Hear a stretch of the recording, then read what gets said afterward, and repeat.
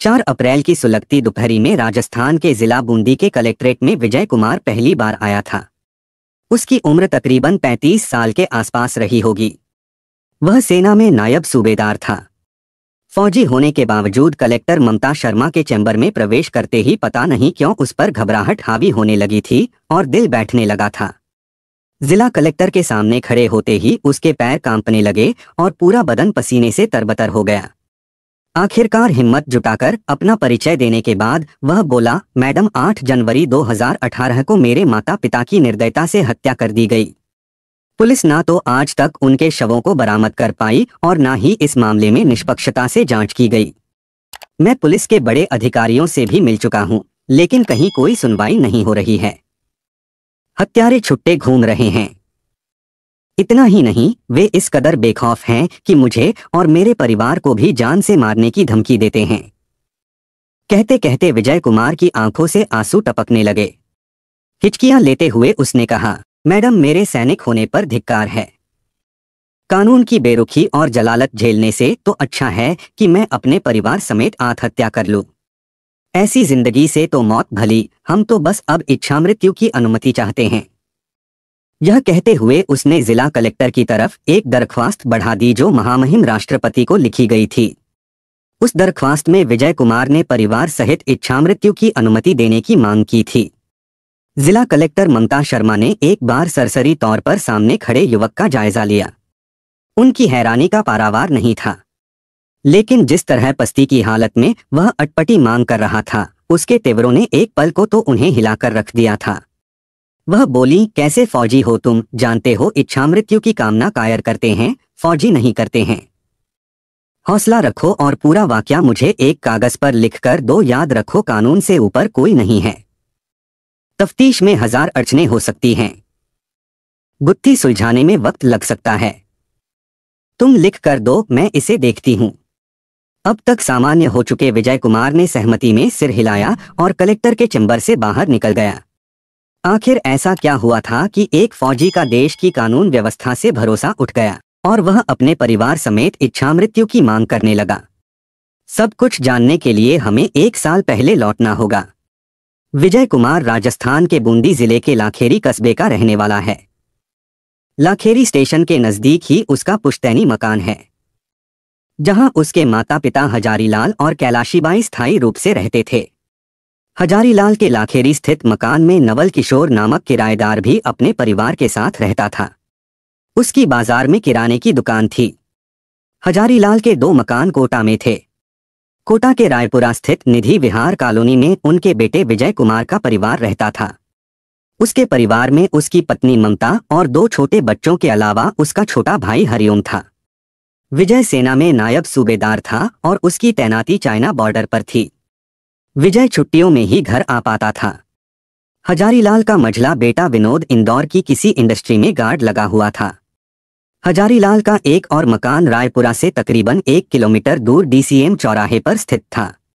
इस तिमंजिला मकान में दूसरी मंजिल हजारीलाल ने अपने लिए रख रखी थी। वह अपनी पत्नी के साथ 10-15 दिनों में कोटा आते रहते थे ताकि बेटे के परिवार की खैर खबर ले सकें। अलबत्ता वे रुकते इसी मकान में थे। उस मकान का नीचे वाला तल उन्होंने बैंक ऑफ बड़ौदा को किराए पर दिया हुआ था, जहां बैंक का ATM भी था। तीसरी मंजिल पर करौली के मानाखोर का घनश्याम मीणा पत्नी राजकुमारी के साथ किराए पर रह रहा था। हजारीलाल और घनश्याम मीणा का परिवार एक दूसरे से काफी घुला मिला था। घनश्याम पर तो हजारीलाल का अटूट भरोसा था। दंपति जब कोटा में होते थे तो अक्सर उनका वक्त बेटे विजय कुमार के परिवार के साथ ही गुजरता था, लेकिन रात को वह अपने DCM चौराहे के पास स्थित घर पर लौट आते थे। अलबत्ता दोनों के बीच टेलीफोन द्वारा संपर्क बराबर बना रहता था। हजारीलाल वक्त गुजारने के लिए प्रॉपर्टी के धंधे से भी जुड़े हुए थे। इस धंधे में अंगद नामक युवक उनका मददगार बना हुआ था। अंगद रायपुरा स्थित विजय कुमार के मकान के पीछे ही रहता था। बिहार का रहने वाला अंगद विजय कुमार का अच्छा वाकिफदार था। ट्यूशन से गुजारा करने वाला अंगद विजय के बच्चों को भी ट्यूशन पढ़ाता था। अंगद प्रॉपर्टी के कारोबार के मामले में पारखी था, इसलिए हजारीलाल भी उसका लोहा मानते थे। सब कुछ ठीक ठाक चल रहा था। इसी बीच अजीबोगरीब घटना ने ठहरे हुए पानी में जैसे हलचल मचा दिया। दरअसल हजारीलाल की पत्नी कैलाशीबाई की अलमारी से उनका मंगलसूत्र गायब हो गया। हीरा जड़ित मंगलसूत्र काफी कीमती था, लिहाजा घर के सभी लोग परेशान हो गए। कैलाशीबाई का रोना भी वाजिब था। घर में बाहर का कोई शख्स आया नहीं था। किराएदार घनश्याम पर उन्हें इतना भरोसा था कि उससे पूछना भी हजारीलाल दंपति को उछापन लगा। आखिर मंगलसूत्र की चोरी का गम खाए हजारीलाल दंपति माहौल बदलने के लिए लाखेरी लौट गए। इस बाबत उन्होंने अपने बेटे विजय कुमार की पत्नी ममता को भी जानकारी दे दिया, लेकिन असमंजस में डूबी बहू भी सास को तसल्ली देने के अलावा क्या कर सकती थी। हजारीलाल तो इस सदमे को पचा गए, लेकिन कैलाशीबाई के आंसू थमने का नाम नहीं ले रहे थे। एक स्त्री के सुहाग की निशानी मंगलसूत्र का इस तरह चोरी चले जाना उनके लिए सबसे बड़ा अपशकुन था। उन्होंने एक ही रट लगा रखी थी कि आखिर कौन था जो उनका मंगलसूत्र चुरा ले गया। पत्नी को लाख समझा रहे हजारीलाल की तसल्ली भी कैलाशीबाई के दुख को कम नहीं कर पा रही थी। 5 जनवरी 2018 को हजारीलाल को अपने किराएदार घनश्याम मीणा का फोन मिला तो उनकी आंखें चमक उठीं। उसने बताया कि करौली के मानाखोर कस्बे में एक भगत जी हैं जिन पर माता की सवारी आती है। माता की सवारी आने पर भगत जी में अद्भुत शक्ति पैदा हो जाती है और उस समय वह भूत भविष्य के बारे में सब कुछ बता देते हैं। आपका मंगलसूत्र कहाँ और कैसे गायब हुआ, यह सब भगत जी बता देंगे। आप कहो तो मैं आपको वहां ले चलूंगा ताकि मंगलसूत्र का पता लग सके। हजारीलाल और उनकी पत्नी पुराने विचारों के थे, लिहाजा टोने टोटकों में ज्यादा ही विश्वास करते थे। लिहाजा उन्होंने आनन फानन में करौली जाने का प्रोग्राम बना लिया। तय कार्यक्रम के अनुसार घनश्याम और उसकी पत्नी राजकुमारी उन्हें ले जाने के लिए लाखेरी पहुंच गए। हजारीलाल ने तब अपने बड़े बेटे के परिवार को खबर करने और सबसे छोटे बेटे हरिओम को भी साथ ले चलने की बात कही तो घनश्याम ने उन्हें समझाते हुए कहा, यह बातें गोपनीय रखनी होती हैं। माता की सवारी पर अविश्वास करोगे तो माता रानी कुपित हो सकती हैं। तब अहित हुआ तो हम कुछ नहीं कर पाएंगे। यह कहते हुए घनश्याम ने अपनी पत्नी की तरफ देखा तो उसने भी सहमति में सिर हिला दिया। हजारीलाल के मन में संदेह का कीड़ा तो कुलबुलाया, लेकिन मौके की नजाकत को देखते हुए वह चुप लगा गए। लेकिन हजारीलाल ने अपने अचानक करौली जाने की बात मौका मिलते ही अपने किराएदार नवल किशोर को जरूर बता दिया। हजारीलाल ने नवल किशोर को जो कुछ बताया उसने सुन लिया। इसमें उसे एतराज होता भी तो क्यों, घनश्याम को उसने देखा भी नहीं था तो पूछताछ करता भी तो किससे करता। लेकिन नवल किशोर उस वक्त जरूर कुछ अचकचाया जब सोमवार 8 जनवरी 2018 को एक शख्स लाखेरी स्थित मकान पर पहुंचा। उसके हाथ में चाबियों का गुच्छा था और वह दरवाजा खोलने की कोशिश कर रहा था। नवल किशोर को हजारीलाल की गैर मौजूदगी में किसी अजनबी द्वारा मकान का दरवाजा खोलना अटपटा लगा तो उसने फौरन टोका, अरे भाई आप कौन हो और यह क्या कर रहे हो। इतना सुनते ही वह आदमी कुछ हड़बड़ाया, फिर बोला, मेरा नाम घनश्याम है और मैं हजारीलाल जी के DCM चौराहे के पास वाले मकान में रहता हूँ। हजारीलाल जी के भेजने पर ही मैं यहाँ आया हूँ। दरअसल करौली में भगत जी का भंडारा हो रहा है। हजारीलाल जी ने मुझे यहाँ अपने कपड़े लेने के लिए भेजा है। नवल किशोर को यह तो मालूम था कि हजारीलाल पत्नी के साथ करौली गए हुए हैं, लेकिन उसे घनश्याम की बातों पर तसल्ली इसलिए नहीं हुई कि हजारीलाल किसी को अपने घर की चाबियां भला कैसे सौंप सकते हैं। अपना शक दूर करने के लिए नवल किशोर ने कहा, ठीक है, आप उनसे मोबाइल पर मेरी बात करवा दीजिए।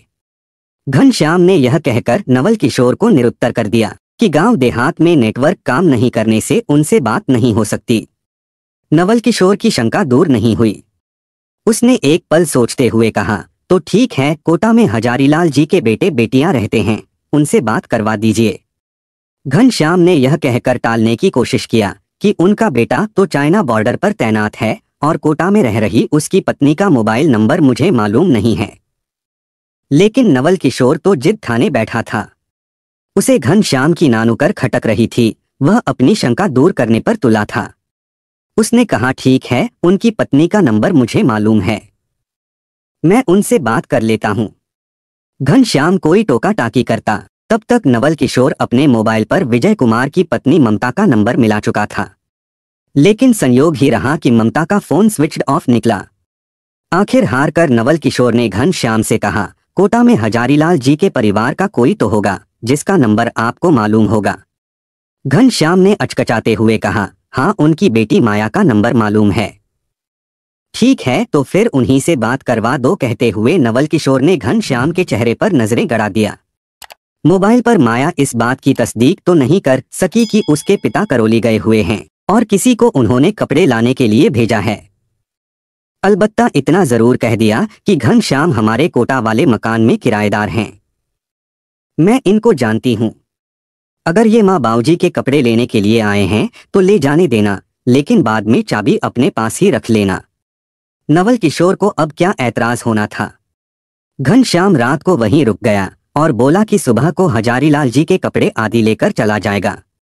लेकिन अगली सुबह नवल किशोर की जब आंखें खुली तो उसने देखा कि घनश्याम वहां से जा चुका था। अब नवल किशोर के शक का कीड़ा कुलबुलाना लाजिमी था कि इस तरह घनश्याम का चोरी छिपे जाने का क्या मतलब। नवल किशोर को ज्यादा हैरानी तो इस बात की थी कि उसे चाबी सौंपकर जाना चाहिए था, लेकिन वो चाबी भी साथ ले गया। मंगलसूत्र की गुमशुदगी को लेकर कैलाशीबाई किस हद तक सदमे में थीं, इस बात को उनकी बहू ममता अच्छी तरह जानती थी, क्योंकि उसकी अपनी सास से फोन पर बात होती रहती थी। एक दिन ममता ने अपने देवर हरिओम से कहा कि वह लाखेरी जाकर मां को ले आए ताकि बच्चों के बीच रहकर उनका दुख कुछ कम हो सके। भाभी के कहने पर हरिओम ने 9 जनवरी को पिता हजारीलाल को फोन लगाया, लेकिन उनका फोन स्विच्ड ऑफ होने के कारण बात नहीं हो सकी। हरिओम सोचकर चुप्पी साध गया कि शायद फोन बंद करके वह सो रहे होंगे। ममता भाभी को भी उसने यह बता दिया। अगले दिन ममता के कहने पर हरिओम ने फिर पिता को फोन लगाया।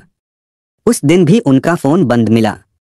यह सिलसिला लगातार जारी रहा तो न सिर्फ हरिओम के लिए बल्कि ममता के लिए भी यह हैरानी वाली बात थी। ममता के मुंह से बरबस निकल पड़ा, ऐसा तो आज तक कभी नहीं हुआ। वह अंदेशा जताते हुए बोली, भैया जरूर अम्मा बाबूजी के साथ कोई अनहोनी हो गई है। ममता ने देवर को सहेजते हुए कहा, तुम ऐसा करो, नवल किशोर से बात करो, शायद उसे कुछ मालूम हो। हरिओम ने नवल किशोर से बात किया। उसने जो कुछ बताया उसे जानकर ममता और हरिओम दोनों सन्न रह गए। नवल किशोर ने तो यहाँ तक बताया कि उसने घनश्याम द्वारा कपड़े ले जाने की बाबत तस्दीक करने के लिए भाभी को फोन भी लगाया था, लेकिन फोन स्विच्ड ऑफ मिला। लेकिन माया ने बात कराने पर उसकी शंका दूर हुई थी। ममता वहीं सिर थाम कर बैठ गई। उसके मुंह से सिर्फ इतना ही निकला, अम्मा बाबूजी हमें बिना बताए करौली कैसे चले गए? घर की चाबी तो अम्मा किसी को देती ही नहीं थीं। घनश्याम चाबी लेकर लाखेरी वाले घर कैसे पहुंच गया?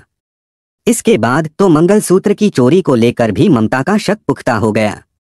उसने हरिओम से कहा, भैया घर से अम्मा का मंगलसूत्र भी जरूर घनश्याम ने ही चुराया होगा। तुम जरा घनश्याम को फोन तो लगाओ। हरिओम ने फोन किया तो उसके मुंह से अस्फुट स्वर ही निकल पाए, भाभी घनश्याम का फोन भी स्विच्ड ऑफ आ रहा है। मैं उसे डीसीएम चौराहे के घर पर जाकर पकड़ता हूं। कहने के साथ ही हरिओम फुर्ती से बाहर निकल गया। करीब 1 घंटे बाद हरिओम लौट आया। उसका चेहरा फक पड़ा हुआ था। हरिओम का चेहरा देखते ही ममता माजरा समझ गई। अटकते हुए उसने कहा, नहीं मिलाना। हरिओम भी वहीं सिर पकड़कर बैठ गया, भाभी वो तो अपनी पत्नी के साथ सारा सामान लेकर वहां से रफू चक्कर हो चुका है। बहुत कुछ ऐसा घटित हो चुका था जिसकी किसी को उम्मीद नहीं थी। अब ममता के लिए अपने पति को सब कुछ बताना जरूरी हो गया था। ममता ने फोन से बॉर्डर पर तैनात पति को पूरा माजरा बता दिया। विजय उस समय सिर्फ इतना ही कहकर रह गया कि तुम थाने में अम्मा बाबूजी के अपहरण की रिपोर्ट दर्ज करा दो, किराएदार घनश्याम की बाबत भी सब कुछ बता देना, फिर मैं छुट्टी लेकर आता हूँ। इसके साथ ही विजय ने इंदौर में रह रहे अपने मझले भाई विनोद को भी फोन कर पूरी बात बता दिया और कहा कि तुम फौरन पहले लाखेरी पहुंचो और पता करो कि उनके साथ क्या हुआ है। माता पिता जिस तरह रहस्यमय ढंग से लापता हुए सुनकर विजय अचंभित हुआ। इससे पहले ममता ने उद्योग नगर थाने में अपने ससुर हजारीलाल और सास कैलाशीबाई की गुमशुदगी की सूचना दर्ज करा दी थी। अपने परिवार समेत करौली के मानाखोर गांव में पहुंचे विजय ने घनश्याम मीणा और कथित भगत जी की तलाश करने की भरपूर कोशिश किया ताकि मां बाबूजी का पता चल सके, लेकिन उसके हाथ निराशा ही लगी। छानबीन करने पर उसे पता चला कि भगत जी नामक कोई तांत्रिक वहां था ही नहीं। घनश्याम के बारे में उसे पुख्ता जानकारी नहीं मिल सकी। विजय ने पुलिस से संपर्क किया। उसने उद्योग नगर पुलिस के जांच अधिकारी सुरेंद्र सिंह से आग्रह किया कि आप एक बार करौली का चक्कर लगा लीजिए। वह वहां गए लेकिन उनकी कोशिश निरर्थक रही। फिर जांच अधिकारी सुरेंद्र सिंह ने कॉल डिटेल्स का हवाला देते हुए कहा कि मामला लाखेरी का है, इसलिए मामले की रिपोर्ट लाखेरी में ही करानी होगी। विनोद भी लाखेरी पहुंच चुका था।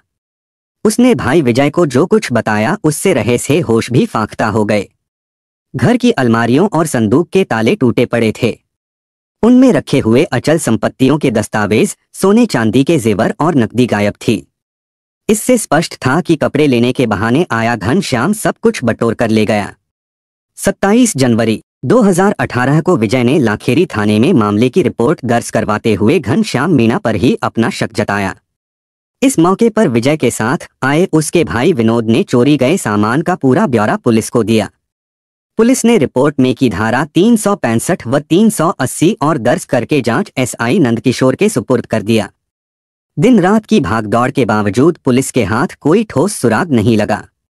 एसपी योगेश यादव, सीओ नरपत सिंह तथा थाना प्रभारी कौशल्या से जांच की प्रगति का ब्यौरा बराबर पूछ रहे थे, लेकिन कोई उम्मीद जगाने वाली बात सामने नहीं आ रही थी। इस बीच पुलिस ने गुमशुदा हजारीलाल दंपति के फोटोशुदा इनामी इश्तहार भी बंटवाए और सार्वजनिक स्थानों पर चस्पा करवा दिए। इसके बाद पुलिस ने घनश्याम मीणा के फोन की कॉल डिटेल्स निकलवाई। इसका नतीजा जल्दी ही सामने आ गया। कॉल डिटेल्स से पता चला कि घनश्याम मीणा की ज्यादातर बातचीत करौली जिले के लांगरा कस्बे के मुखराम मीणा से ही हो रही थी। लक्ष्य सामने आ गया तो पुलिस की बाँछें खिल गईं। सीओ सुरेंद्र सिंह ने एसपी योगेश यादव को बताया तो उन्होंने करौली के एसपी अनिल कयाल से जांच में सहयोग करने की मांग किया। नतीजतन सीओ सुरेंद्र सिंह और थाना प्रभारी कौशल्या की अगुवाई में गठित पुलिस टीम ने करौली के लांगरा कस्बे से मुखराम मीणा को दबोच लिया। अखबारी सुर्खियों में ढली इस खबर में करौली एसपी अनिल कयाल ने मुखराम मीणा की 4 फरवरी को गिरफ्तारी की तस्दीक कर दिया और कहा कि मुखराम के साथियों और गुमशुदा दंपति को तलाशने में पुलिस टीमें पूरी तरह जुटी हुई हैं। पुलिस पूछताछ में मुखराम बार बार बयान बदल रहा था। उसने स्वीकार किया कि घनश्याम और उसकी पत्नी राजकुमारी के साथ हम हजारीलाल और उसकी पत्नी कैलाशीबाई को लेकर टेम्पो से साथलपुर के जंगल में पहुंचे थे। वहां उन्होंने दोनों की अंधेरे में हत्या कर दी थी। मुखराम ने बताया कि काम को अंजाम देने के बाद वह साथलपुर गांव चले गए थे। चूंकि पुलिस को उससे और भी पूछताछ करनी थी, इसलिए उसे 5 फरवरी को मुंसिफ न्यायालय लाखेरी में पेश कर 5 दिन के पुलिस रिमांड पर ले लिया। मुखराम के बताए स्थान तक लाखेरी पुलिस दल के साथ भरतपुर जिले की लागरा पुलिस के एसआई राजोली सिंह तथा डॉग स्क्वायर टीम के कांस्टेबल देवेंद्र, ओमवीर और हिम्मत सिंह भी थे। मुखराम द्वारा बताई गई हत्या वाली जगह से पुलिस को साड़ी के टुकड़े, खून सने पत्थर और एक हड्डी का टुकड़ा तो मिला, लेकिन लाशों का कहीं कोई अतापता नहीं था। मुखराम अपने उसी बयान पर अड़ा था कि महिला की हत्या तो हमने यहीं पत्थरों से की थी और शव को भी यहीं गाड़ दिया था। इसके बाद शव कहाँ गया यह पता नहीं। बरामद चीजों को जब खोजी कुत्ते को सूंघाया तो वो पहले वाली जगह पर जाकर ठिठक गया। पुलिस ने घटनास्थल से हत्या में इस्तेमाल हुए पत्थर भी जब्त कर लिए। पुलिस की सख्ती के बावजूद मुखराम सवालों का जवाब देने से कतराता रहा। हत्या में सहयोगी रहे घनश्याम और उसकी पत्नी राजकुमारी कहाँ हैं और हजारीलाल की हत्या कहाँ की गई? वृद्ध दंपति की हत्या की आखिर क्या वजह थी आदि पूछने पर मुखराम ने बताया कि कोटा में हजारीलाल का तकरीबन 50 लाख रुपए की कीमत का एक प्लॉट है। घनश्याम और उसकी पत्नी इस पर नजर गड़ाए हुए थे। उन्होंने हजारीलाल से औने पौने दामों में इस प्लॉट का सौदा करने की कोशिश की, लेकिन बात नहीं बनी।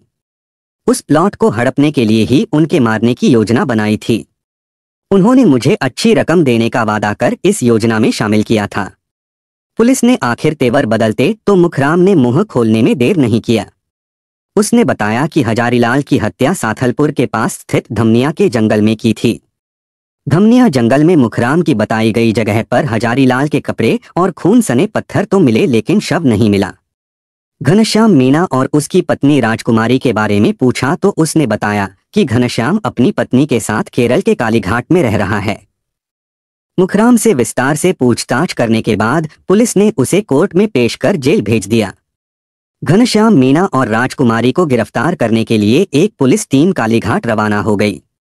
इत्तफाक से ये दोनों घर पर ही मिल गए। 8 अप्रैल को उन्हें गिरफ्तार कर पुलिस राजस्थान लौट आई। पूछताछ में घनश्याम मीणा और उसकी पत्नी राजकुमारी ने जो बताया उसे सुनकर तो पुलिस अधिकारियों का मुंह खुला का खुला रह गया, क्योंकि हत्या में ट्यूटर और प्रॉपर्टी के बिजनेस में हजारीलाल का विश्वसनीय बना रहने वाला अंगद भी शामिल था। पुलिस इधर उधर खाक छान रही थी और अंगद बिना किसी डर के विजय के पड़ोस में बैठकर चैन की बंसी बजा रहा था। पता चला कि पूरी घटना का सूत्रधार और ताना बाना बुनने वाला अंगद ही था। उस पर हजारीलाल का जितना अटूट भरोसा था, कमोबेश विजय का भी उतना ही था।